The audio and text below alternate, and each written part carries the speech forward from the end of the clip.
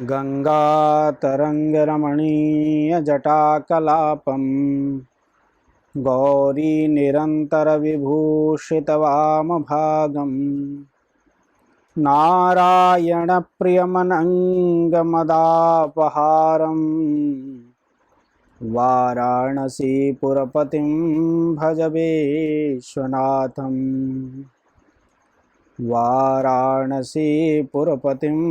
भज विश्वनाथम्। सद्गुरुवे नमः। सद्गुरुचरणकमलेभ्यो नमः। श्री उमादेव्ये नमः। श्रीनन्दा भगवत्यै नमः। श्रीराजराजेश्वरी भगवत्यै नमः। श्रीष्टदेवताभ्यो नमः। श्रीकुलदेवताभ्यो नमः। शाम्ब सदाशिवाय नमः। कृष्णं वंदे जगद्गुरुं। मित्रों, जैसा कि पिछले कई दिनों से प्रयास चल रहा था कि ऑनलाइन माध्यम से ज्योतिष की कक्षाओं का आयोजन करना है और आपके बीच में अपने ज्ञान को यथा समर्थ यथा बुद्धि लब्धि अपने ज्ञान को आपके बीच प्रस्तुत करना है। उस संदर्भ में समय का अभाव था, फिर भी आज अनुकूलता देखते हुए इस कक्षा को आरंभ कर रहे हैं। ज्योतिष बहुत विशद विज्ञान है। ज्योतिष विज्ञान क्यों है, इस विषय में हम आगे चर्चा करेंगे।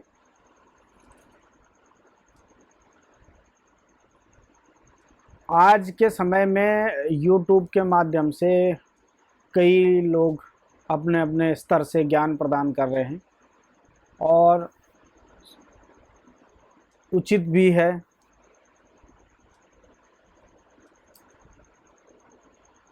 मैं जो ज्ञान आपको देने जा रहा हूँ वह प्रारंभिक अर्थात ज्योतिष क्या है, ज्योतिष की उत्पत्ति कैसे हुई है, कहाँ से इसका विकास हुआ है, इसका नाम ज्योतिष क्यों है, इन सभी विषयों पर चर्चा करते हुए आगे बढ़ूँगा। क्रमशः संभवतः हो सकता है कि मेरी वीडियो आपको थोड़ा लंबी लगे, लेकिन जो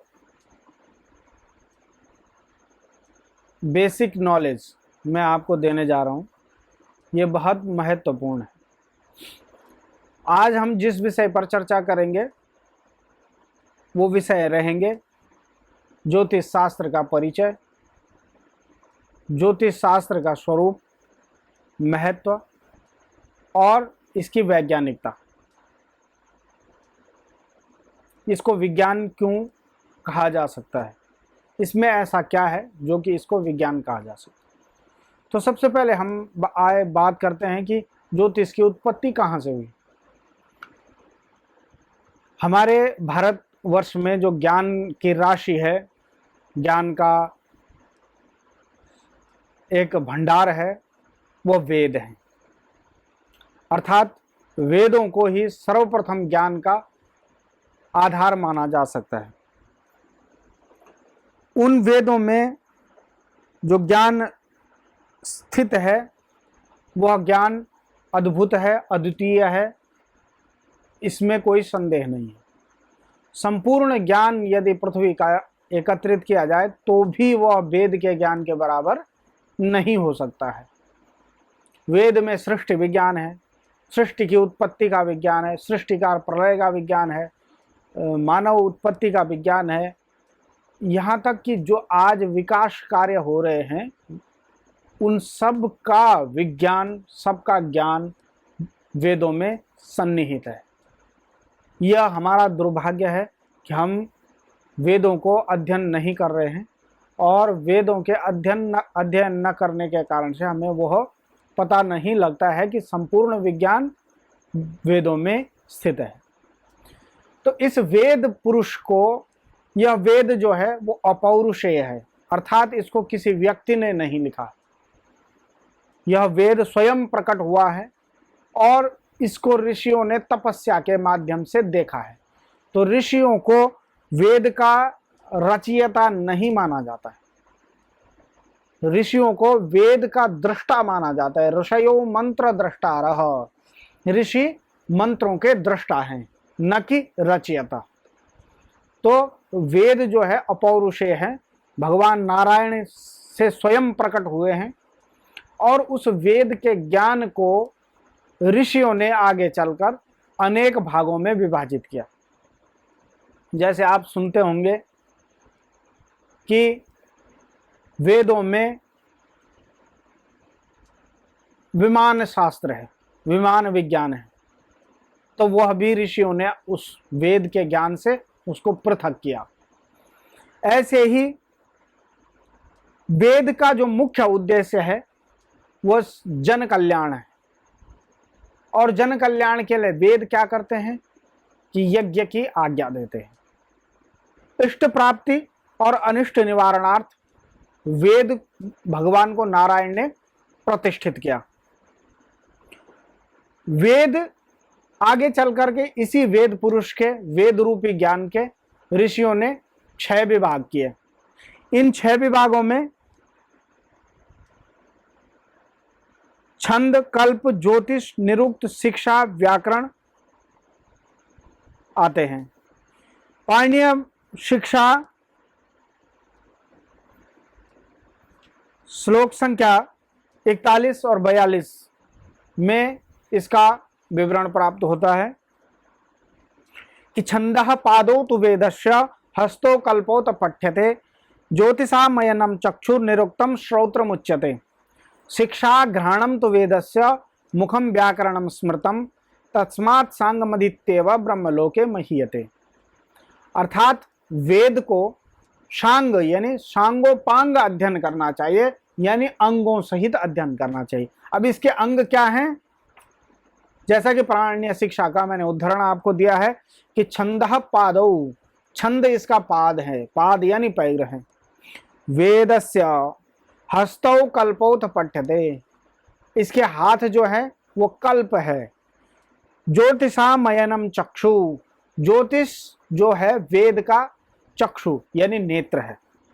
निरुक्तम श्रोत्र मुच्यते, श्रोत्र यानी कान जो है, वेद भगवान के कान जो हैं वो निरुक्त हैं।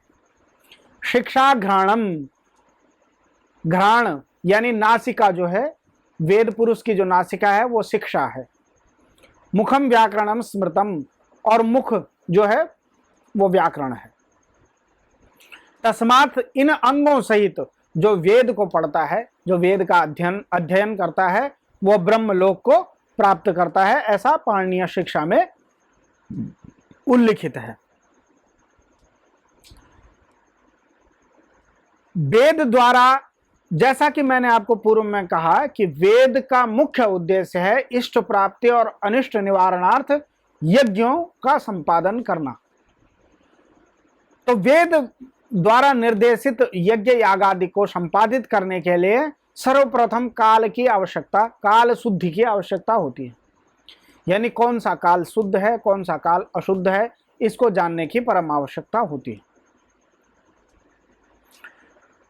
उन यज्ञों को संपादित करने के लिए उचित तिथि, वार, नक्षत्र आदि को जानने के लिए ऋषियों ने ज्योतिष शास्त्र की प्रतिष्ठा की। अब ज्योतिष शास्त्र की प्रतिष्ठा कैसे की, यह भी मैं आपको बताता हूं।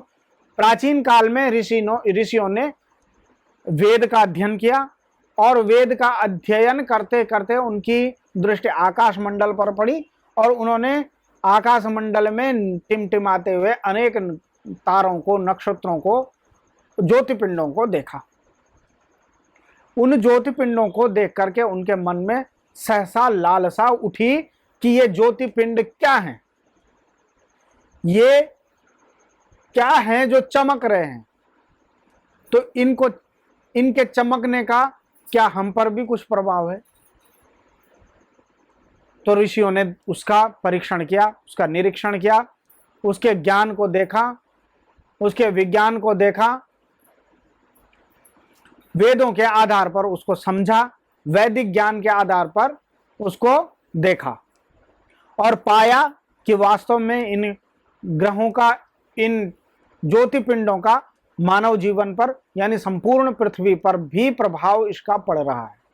उन्होंने उसका अध्ययन करने के लिए और विशद रूप से तपश्चर्या की और अध्ययन किया, शोध किया और निरंतर शोध के पश्चात एक विशाल ज्ञान राशि उपस्थित हुई जिसको उन्होंने ज्योतिष का नाम दिया, क्योंकि यह जो शास्त्र है, यह ज्योतिष स्वरूप पिंडों का मानव जीवन पर पड़ने वाले प्रभाव को अध्ययन करता है। इसलिए इस शास्त्र का नाम ज्योतिष शास्त्र कल्पित किया गया ऋषियों और आचार्यों के द्वारा। प्राचीन काल में ज्योतिष शास्त्र केवल वेद विहित यज्ञों को संपादित करने के लिए, काल गणना करने के लिए उपयोगी था।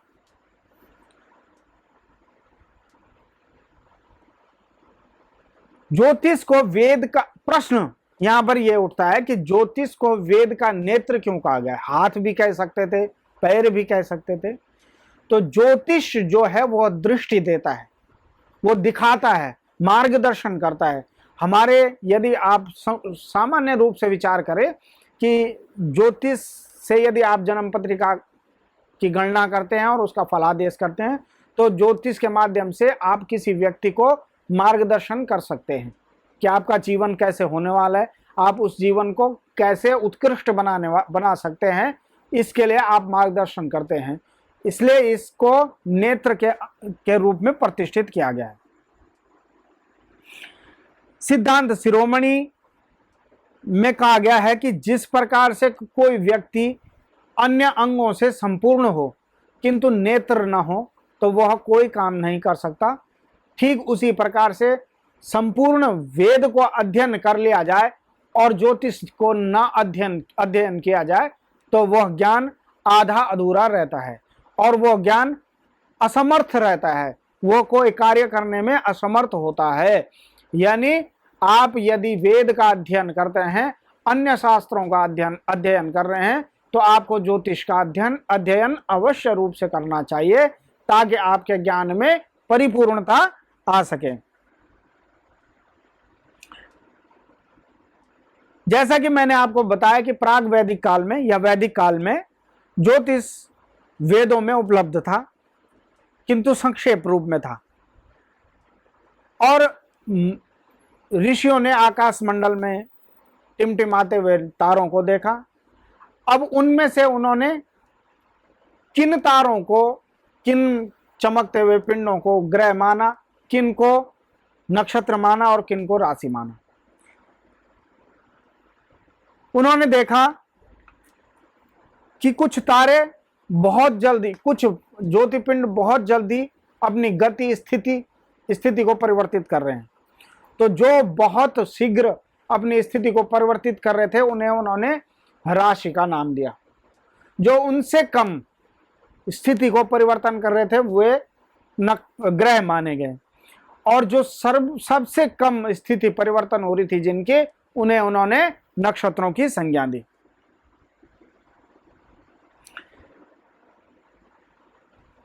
उन आकाश पिंडों की गति, स्थिति और प्रभाव को जानने के लिए ऋषियों ने निरंतर अध्ययन करते रहे और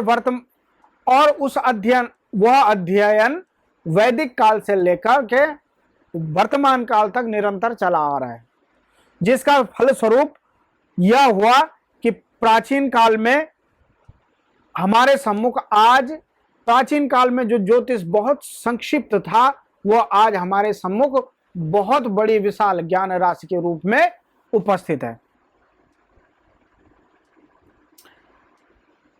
सिद्धांत शिरोमणि में भास्कराचार्य जी लिखते हैं कि इस पुण्यदायी रहस्य का जो अध्ययन करता है वह धर्म, अर्थ और काम को प्राप्त करता है। इसके साथ ही उसको यश भी प्राप्त होता है। धर्म, अर्थ, काम और यश की प्राप्ति होती है। ये श्लोक सिद्धांत शिरोमणि मध्यमाधिकार श्लोक संख्या 12। तस्मात् द्विजय रदनीय मेतत् पुण्यम रहस्यम परमम च तत्वम यो ज्योतिषम वेति नरः स सम्यक धर्मार्थ कामान लभते यशश्च। ज्योतिष शास्त्र, अब आप यहां पर एक प्रश्न बनता है कि क्या काम ही धर्म अर्थ काम और यश ही प्रदान करता है? क्या मोक्ष नहीं देता है या स्वर्ग नहीं प्रदान करता है? तो इस बात का जवाब बृहत् संहिता में आचार्य वराहमिहिर दे रहे हैं कि न सांवत्सर पाठी नरकेषुपपद्यते ब्रह्मलोक प्रतिष्ठाम च लभते दैव चिंतक। अर्थात जो दैव चिंतक होता है, जो दैव यानी ग्रह नक्षत्रों की गति स्थिति इत्यादि को गणना करता है, जो संपूर्ण सांगोपांग ज्योतिष का अध्ययन करता है, वह कभी नरकों में नहीं जाता है और ब्रह्मलोक में प्रतिष्ठा को प्राप्त करता है। ज्योतिष शास्त्र एक प्रत्यक्ष शास्त्र है। जैसा कि ज्योतिष शास्त्र का परिचय चल रहा है, तो ज्योतिष शास्त्र एक प्रत्यक्ष शास्त्र है। प्रत्यक्ष शास्त्र कैसे है कि अन्य शास्त्रों में ज्ञान का प्रत्यक्षीकरण नहीं होता है, इसलिए वे शास्त्र केवल विवाद उत्पन्न करते हैं। उदाहरणार्थ, महाभारत का युद्ध हुआ, हम ये नहीं कह रहे हैं कि नहीं हुआ था और सब कपोल कल्पित है, नहीं हुआ था, लेकिन प्रत्यक्षीकरण नहीं है, उसको प्रत्यक्ष नहीं किया जा सकता है, इसलिए वहां पर थोड़ा सा विवाद बनता है। अन्य ग्रंथों में अन्य ज्ञान जो है वह विवाद बनता है, लेकिन ज्योतिष शास्त्र एक ऐसा शास्त्र है जिसका प्रत्यक्षीकरण किया जा सकता है और प्रत्यक्षीकरण होता है, इसलिए यहां पर कोई विवाद नहीं है। इस विषय को वेदांग ज्योतिष में महात्मा लगद लिखते हैं कि प्रत्यक्षम ज्योतिषम शास्त्रम चंद्रार्कौ यत्र साक्षिणो अप्रत्यक्षाणि शास्त्राणि विवादस्तेषु केवलः प्रत्यक्षम ज्योतिषम शास्त्रम चंद्रार्कौ यत्र साक्षिणो। प्रथम दृष्टया तो यह उद्धरण मैं आपके सम्मुख प्रस्तुत किया हूं कि जो महात्मा लगद जी कहते हैं कि अन्य शास्त्र अप्रत्यक्ष हैं जिनमें विवाद है, लेकिन ज्योतिष शास्त्र एक प्रत्यक्ष शास्त्र है जिसके प्रमाण स्वरूप ज्योतिष में प्रमुख जो ग्रह हैं सूर्य और चंद्रमा हमारे सम्मुख आज भी उपस्थित हैं। अब व्यवहारिक जगत में आप देखिए कि सूर्य ग्रहण की गणना सिद्धांत ग्रंथों के आधार पर की जाती है। जैसे सूर्य सिद्धांत हो गया, भास्कराचार्य का सिद्धांत हो गया और सिद्धांत शिरोमणि हो गया और ब्रह्मगुप्त का सिद्धांत हो गया, आर्यभट्ट का सिद्धांत हो गया, इत्यादि इत्यादि अनेक सिद्धांत आचार्य वराहमिहिर द्वारा लिखित पंच सिद्धांतिका हो गई, इत्यादि ग्रंथों के आधार पर ग्रहण की भविष्य में होने वाले ग्रहण की गणना की जाती है और वह गणना आज करके अगले वर्ष के लिए पंचांगों में लिखित कर दी जाती है। तो अब आप ग्रहण की घटना के समय पर देखेंगे कि जो पंचांगों ने लिखा था ठीक उसी प्रकार से ग्रहण घटित होता है। दूसरा प्रमाण। तीसरा प्रमाण कि अब आप अगर यदि संहिता ग्रंथों का अध्ययन करेंगे तो उसमें वृष्टि, अनावृष्टि, उत्पात, उल्कापात, वज्रपात, अनेक विषयों का विशद विवरण प्राप्त होता है। अगर आप अध्ययन करेंगे तो जैसा संहिता ग्रंथों में लिखा है कि अगर वायु इस तरफ से चलेगी तो फलानी फसल का नाश होगा, वायु इस तरफ से चलेगी तो फसल की वृद्धि होगी, इत्यादि आपको घटनाएं देखने को मिल सकती हैं। तीसरा प्रमाण होरा शास्त्र में मिलता है। जब आप किसी की कुंडली देखते हैं तो जैसा यदि आपको ठीक ठीक ज्ञान है तो आप पाएंगे कि जैसा ग्रहों की स्थिति है ठीक वैसा ही उस व्यक्ति के जीवन पर प्रभाव पड़ रहा है और उसी तरह की घटनाएं उस व्यक्ति के जीवन में घटित हो रही है। यह तीसरा प्रमाण होरा शास्त्र के माध्यम से आपको प्राप्त हो जाएगा।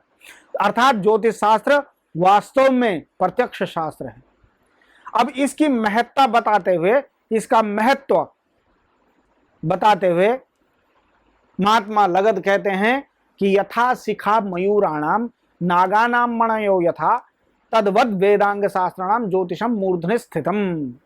अर्थात जिस प्रकार से मयूरों में शिखा होती है, नागों में मणि होती है, ठीक उसी प्रकार से समस्त वेदांग शास्त्रों में सर्वोच्च शिखर पर स्थित यह ज्योतिष शास्त्र है। इसके अतिरिक्त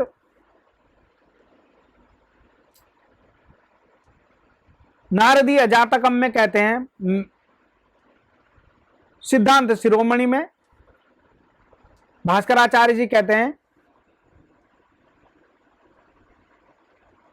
कि इस ज्योतिष शास्त्र से काल गणना की लघुतम उपाय से, लघुतम इकाई से लेकर के प्रलय पर्यंत की गणना को करना बहुत आसान है, बहुत सुगम है, जबकि आप सामान्य विधि से नहीं कर सकते हैं। लेकिन यदि ज्योतिष शास्त्र का आश्रय लेंगे तो आप निश्चित रूप से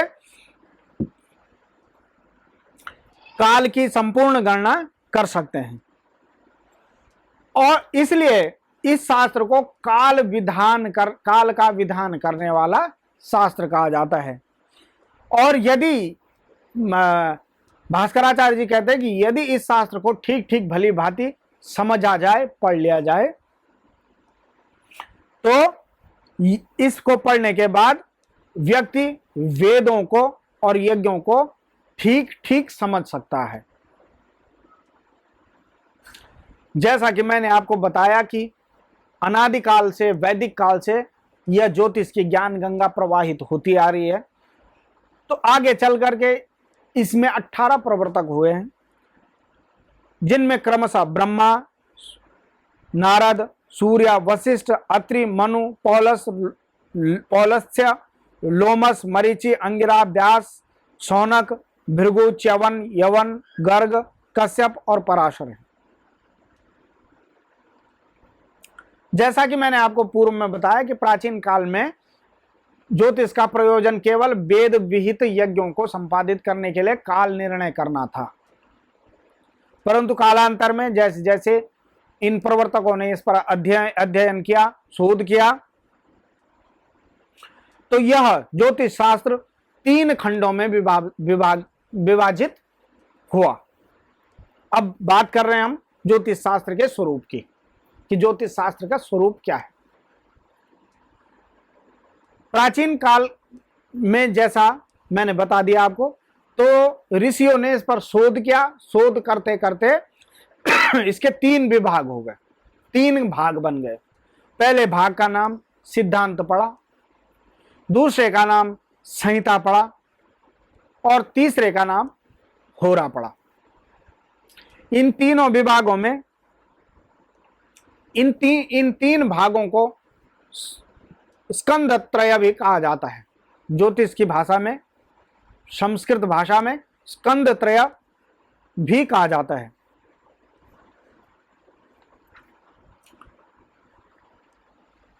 त्रिस्कंद में विभाजित होने के पश्चात ज्योतिष शास्त्र व्यष्टि से लेकर समष्टि,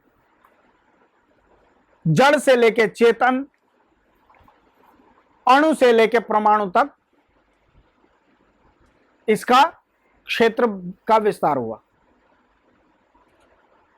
और ये जब इसका विस्तार हुआ तो आसानी से ज्ञात किया जाने लगा कि जड़, चेतन, अणु, परमाणु और व्यष्टि और समष्टि, यानी व्यक्तिगत और संसारगत ज्योतिष शास्त्र के माध्यम से जाना जाने लगा कि ग्रहों का और इस भूमंडल पर, इस ब्रह्मांड पर क्या प्रभाव पड़ता है। उस प्रभाव को जानने के लिए हमारे बीच में आज ज्योतिष शास्त्र उपस्थित है। सर्वप्रथम सिद्धांत नामक जो स्कंद है, उसमें काल गणना, खगोल संबंधी प्रश्नों का उत्तर, सौर चांद्र सावन नक्षत्र मान आदि भेद, व्यक्त अव्यक्त गणित की विधियां, ग्रह नक्षत्र आदि की गति स्थिति आकार आदि का वर्णन एवं उनकी गणना, विभिन्न यंत्र आदि का निर्माण और उनको प्रयोग करने की विधि का संपूर्ण ज्ञान समाहित है। इसके विषय में आप सूर्य भास्कराचार्य का सिद्धांत शिरोमणि का अध्ययन कर सकते हैं। उसके श्लोक अध्याय संख्या 1 श्लोक संख्या 6, 7, 8 में इन विषयों को पूर्ण रूप से परिभाषित किया गया है। लिखा हुआ है कि त्रुटि आदि प्रलयांत काल कलना मानव प्रभेद क्रमाः चारश्च धुषदाम द्विधा च गणितम प्रश्नास्तथा सोत्तराः भूदिष्ण्य ग्रह संस्थितेश्च कथनम यंत्रादि यत्रोच्यते सिद्धांतम स उदाहृतौ गणित तत्स्कंध प्रबंधे बुधहि। इस प्रकार से, और मैं मुख्य रूप से आपको बता दूं कि ज्योतिष का समग्र अध्ययन करना आवश्यक रहता है। बिना सिद्धांत को पढ़े दोनों विभागों को समझना मुश्किल है। अर्थात क्रमशः जिस क्रम में ऋषियों ने ज्योतिष के स्कंध त्रय को स्थापित किया है उसी क्रम में इसका अध्ययन करना चाहिए।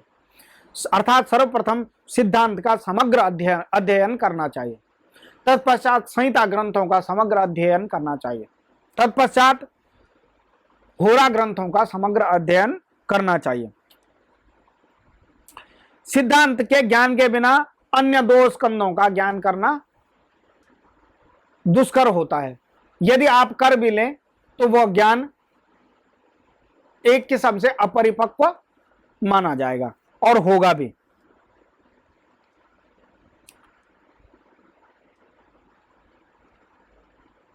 इसकी जो द्वितीय शाखा है उसको संहिता कहते हैं।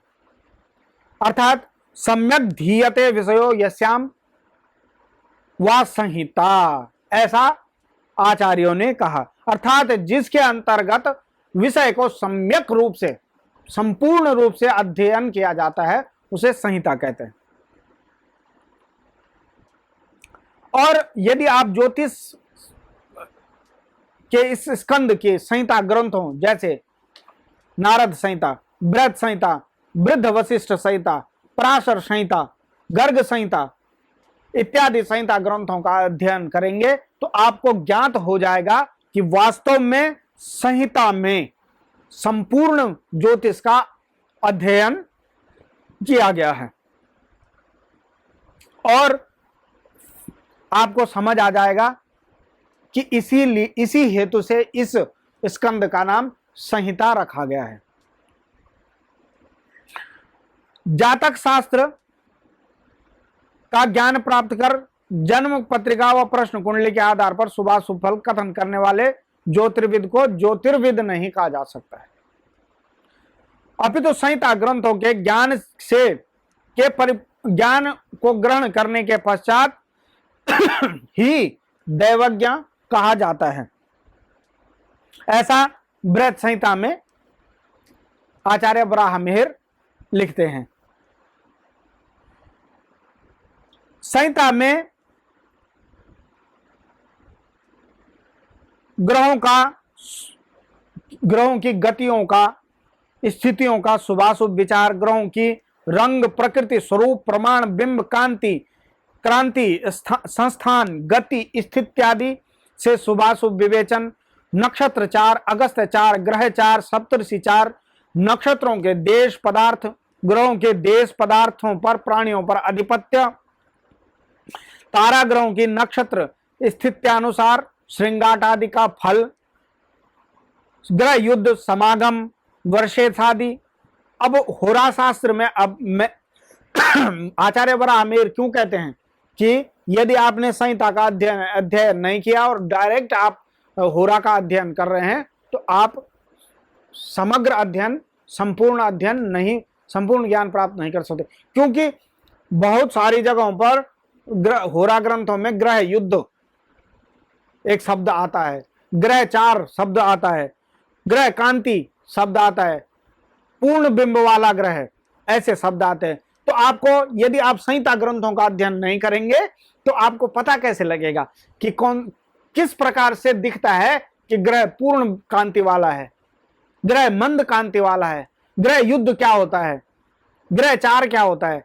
ये आपको संहिता ग्रंथों के आधार पर ही ज्ञान होगा। इसके अतिरिक्त अतिवृष्टि, अनावृष्टि, वृष्टि आदि का फल, वर्षेस आदि का फल, और पशु पक्षी वृक्ष आदि की लक्षण, इनकी चेष्टाओं का फल, विभिन्न आकार, बादलों के विभिन्न आकारों का फल, वायु उत्पात, भूकंप, वास्तुशास्त्र, वास्तु, संपूर्ण वास्तुशास्त्र यानी गृह वास्तुशास्त्र, राजमहल वास्तुशास्त्र, राजभवन वास्तुशास्त्र, मंदिर भवन वास्तुशास्त्र, संपूर्ण वास्तुशास्त्र, वृक्ष आयुर्वेद, आयुर्वेद का भी समाहित ज्योतिष शास्त्र में है संहिता ग्रंथों में, भूगर्भ जल ज्ञान, शुभाशुभ शकुनों का शुभाशुभ फल विवेचन इत्यादि संपूर्ण विषय संहिता ग्रंथों में, यानी मानव जीवन के लिए जो उपयोग, सर्वाधिक उपयोगी ज्ञान है वो संहिता ग्रंथों में प्राप्त होता है।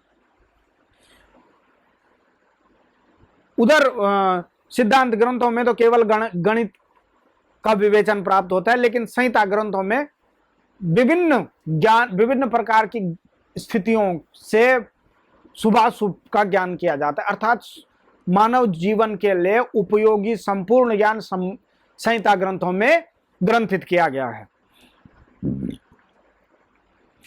इस विभाग का यदि कोई समग्र अध्ययन करता है, आप अधिक अध्ययन मत कीजिए, केवल और केवल बृहत संहिता का अध्ययन कर लीजिए, आपको समग्र अध्ययन आप प्राप्त कर लेंगे, समग्र ज्ञान आप प्राप्त कर लेंगे। इस विभाग के अंतर्गत आपको ज्योतिष शास्त्र का समग्र अध्ययन प्राप्त हो जाएगा। संपूर्ण, आपको पता लगेगा कि संपूर्ण भूमंडल के अंतर्गत अर्थात समष्टिगत अरिष्ट का भी ज्ञान इस विभाग में किया जाता है। तृतीय स्कंद जो है वो होरा शास्त्र के नाम से प्रचलित है। अब होरा शास्त्र का नाम होरा शास्त्र क्यों पड़ा? जैसे कि मैंने आपको पूर्व में बताया कि सिद्धांत में विभिन्न प्रकार के सिद्धांत प्रदान किए गए, इसलिए उसका नाम सिद्धांत है। विभिन्न गणित के सिद्धांतों को उपस्थित किया गया, इसलिए उसका नाम सिद्धांत है। संहिता में संपूर्ण ज्योतिष का समग्र अध्ययन किया गया, संपूर्ण रूप में अध्ययन किया गया, इसलिए इसका नाम संहिता है। अब होरा क्यों है कि आप अगर कल्याण वर्मा द्वारा लिखित सारावली का अध्ययन करेंगे तो आप पाएंगे कि वहां पर कल्याण वर्मा जी कहते हैं कि अहोरात्र शब्द को काट के जो अ है और त्र है दोनों को काट करके बीच का जो शब्द बचता है वो होरा है। अर्थात जिस विभाग में केवल दिन रात संबंधी गणना की जाती है, अहोरात्र संबंधी गणना की जाती है और उसके आधार पर फलाफल कथन किया जाता है, उसको होरा शास्त्र कहते हैं। यूं भी मान लीजिए कि अहोरात्र रूपी, दिन रात रूपी काल पास में, क्योंकि हम समस्त प्राणी मात्र अहोरात्र रूपी काल पास में निबद्ध है। कोई अहोरात्र से बाहर हो तो विशिष्ट बात है, वो तो देव तुल्य हो जाएगा, लेकिन समस्त प्राणी अहोरात्र में ही निबद्ध हैं। तो उन अहोरात्र में निबद्ध प्राणियों को के जीवन पर ग्रहों का फलाफल ज्ञान करने हेतु जिस विभाग की रचना की गई है उसको अहोरात्र कहा जाता है। जैसा मैंने आपको कहा कि कल्याण वर्मा जी कहते हैं कि आद्यंत वर्ण लोपात धोरा सिद्ध्यत होरात्र तत्प्रतिबद्ध चायम ग्रह भगण चिंतये यस्मात्, कि जैसे कि मैं इसका अर्थ पूर्व में बता चुका हूं कि अहोरात्र के आदि और अंत वर्ण का लोप करके होरा शब्द की निष्पत्ति हुई, जो कि मनुष्यों पर, प्राणियों पर ग्रह भगण गणित को संपादित करने के लिए है और उनका प्रभाव जानने के लिए है। जिस प्रकार से संहिता में समष्टिगत विषयों का अध्ययन किया जाता है, उसी प्रकार से व्यष्टिगत विषयों का अध्ययन करने के लिए, यानी व्यक्तिगत विषयों का, व्यक्तिगत जीवन का अध्ययन करने के लिए होरा शास्त्र का निर्माण आचार्यों ने, ऋषियों ने किया गया है। इस शास्त्र के माध्यम से जन्म समय के आधार पर जन्म कुंडली निर्माण करते हुए जन्मांग पत्रिका बना करके उसके आधार पर मानव जीवन का अध्ययन किया जाता है और मानव जीवन में घटित होने वाली शुभाशुभ घटनाओं का अध्ययन किया जाता है। अब जो मानव जीवन में घटित होने वाली घटनाएं हैं, उनका ज्ञान कैसे किया जाए, क्या आधार है, क्यों वो घटनाएं घटित होती है। रामचरितमानस में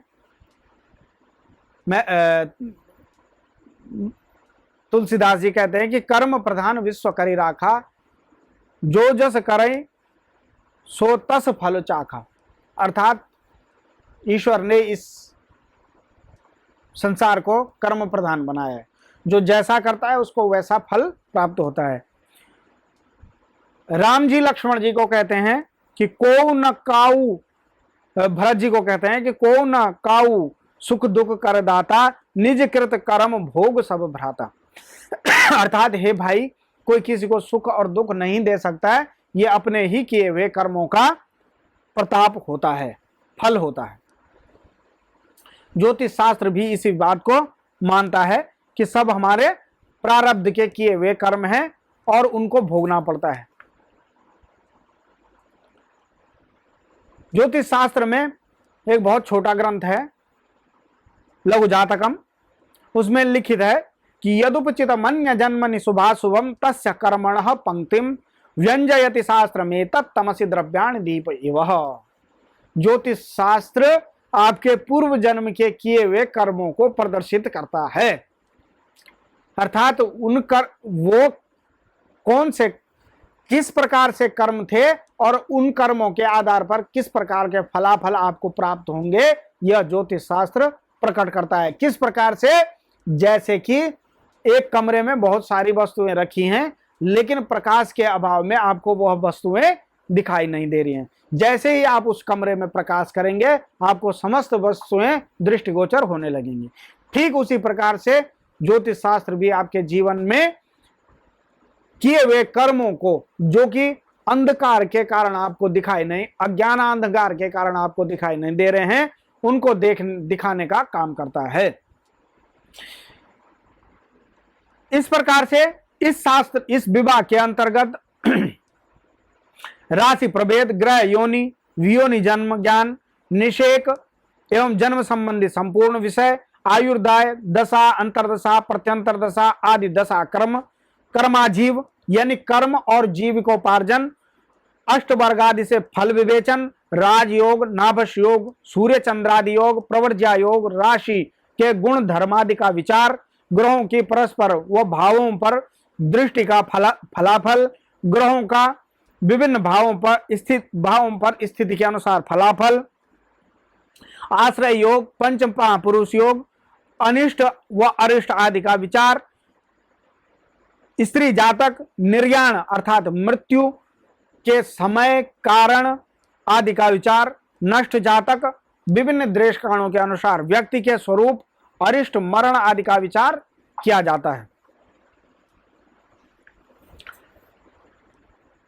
प्राचीन काल में, जैसा कि मैंने आपको पूर्व में बता दिया कि प्राचीन काल में ऋषियों ने अपने अध्ययन के पश्चात इस शास्त्र को 3 भागों में विभाजित किया, सिद्धांत, संहिता और होरा।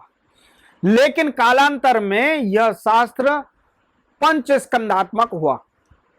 पंचस्कंदमिदं शास्त्रम होरा गणित संहिता केरले शकुनश्चेति ज्योतिष शास्त्र मुदीरितम।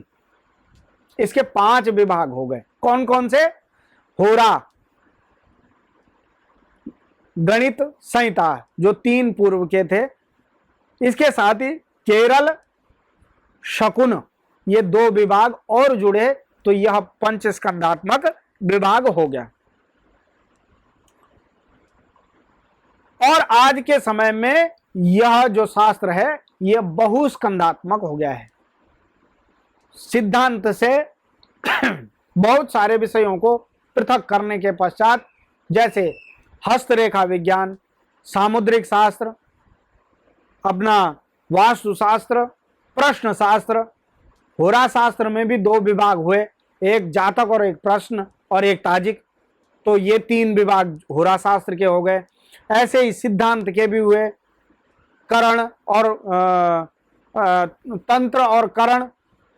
ऐसे फिर संहिता के हुए, वास्तु हुआ, सामुद्रिक हुआ, वृक्ष विज्ञान हुआ, वृक्ष विज्ञान हुआ, अनेक विभाग हो गए। और आज के समय में यह शास्त्र बहुस्कंदात्मक ज्योतिष शास्त्र हुआ। अब ज्योतिष शास्त्र का स्वरूप मैंने आपको बताया। अब ज्योतिष शास्त्र के महत्व पर थोड़ा चर्चा करते हैं। ज्योतिष शास्त्र मानव जीवन के लिए परम आवश्यक विषय है। जैसा कि मैंने पूर्व में बहुत सारे विषय आपको बताए हैं कि ज्योतिष शास्त्र किस प्रकार से कितने विषयों को समाहित किए हुए हैं। मानव जीवन में 2 व्यक्तित्व होते हैं, एक बाह्य और एक आंतरिक।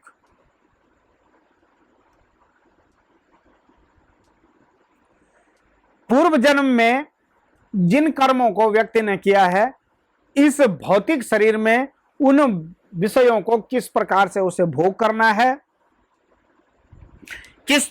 किस प्रकार की क्रियाओं की तरफ उसका झुकाव होगा, किस तरह की क्रियाएं वो करेगा, किस तरह के वातावरण में उसका जन्म होगा, यह सब ग्रहों के स्थितियों के आधार पर ज्ञान किया जा सकता है।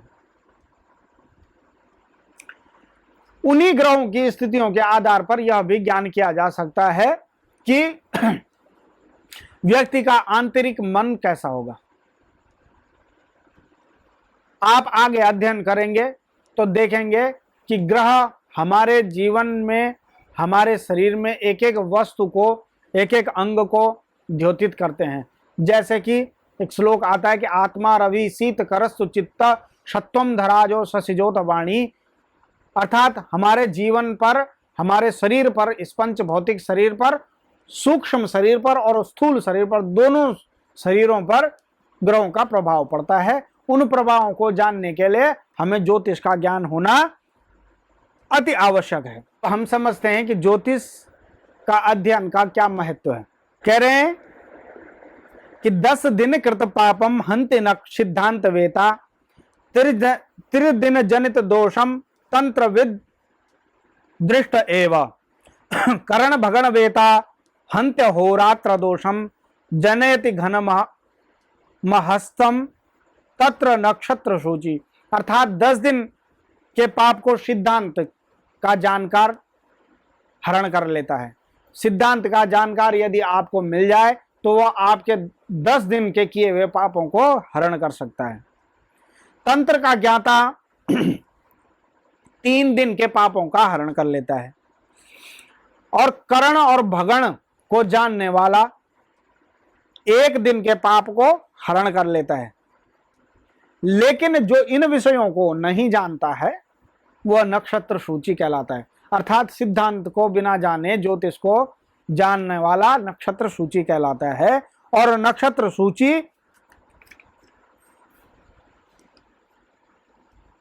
खलु पाप रूपो, ऐसा कई ग्रंथों में उद्धरण प्राप्त होता है।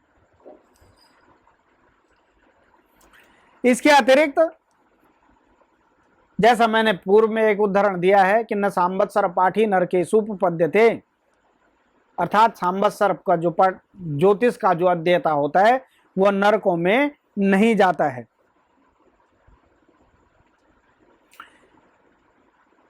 बृहत संहिता में ही आचार्य वराहमिहिर कहते हैं कि यस्तु सम्यक विजानाति होरा गणित संहिता अभ्यर्च स नरेंद्रण स्वीकीर्तयो व्यो जयेषणा। जिस राजा को विजय की प्राप्ति की इच्छा हो, वह होरा गणित संहिता को जानने वाले ज्योतिषी की निरंतर पूजा करे और उसे अपने पास रखे। अर्थात ज्योतिष को जानने वाला, सम्यक रूप से ज्योतिष को जानने वाले की इतनी महत्ता है कि राजा के यहां भी वह पूजनीय होता है।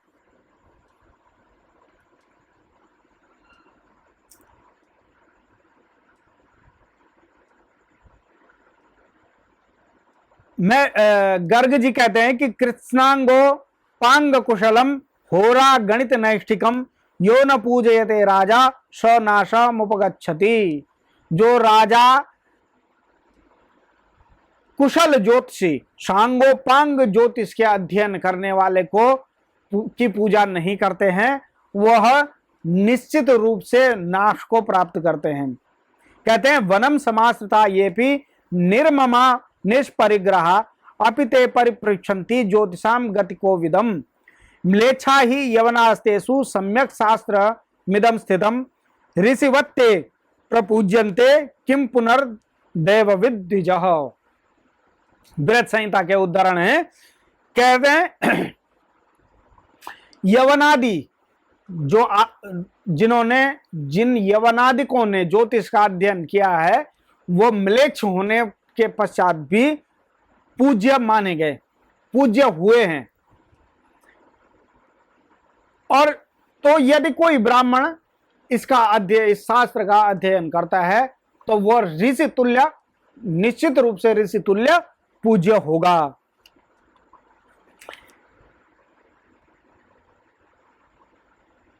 आचार्य वराहमिहिर क्या कहते हैं कि न सांवत्सर के देशे वस्तव्यम भूतिमिच्छता चतुर्भूतो ही यत्रेषाम पापम तत्र न विद्यते। अर्थात जिस देश में, जिस स्थान में कोई ज्योतिषी न रहता हो, उस स्थान को तुरंत त्याग देना चाहिए, उस स्थान पर निवास नहीं करना चाहिए, क्योंकि उस स्थान पर चतुर्दिक, चारों दिशाओं में पाप ही पाप होता है, पुण्य नहीं होता है। वहां पर चारों दिशाओं से पाप आता है, पुण्य नहीं आता है।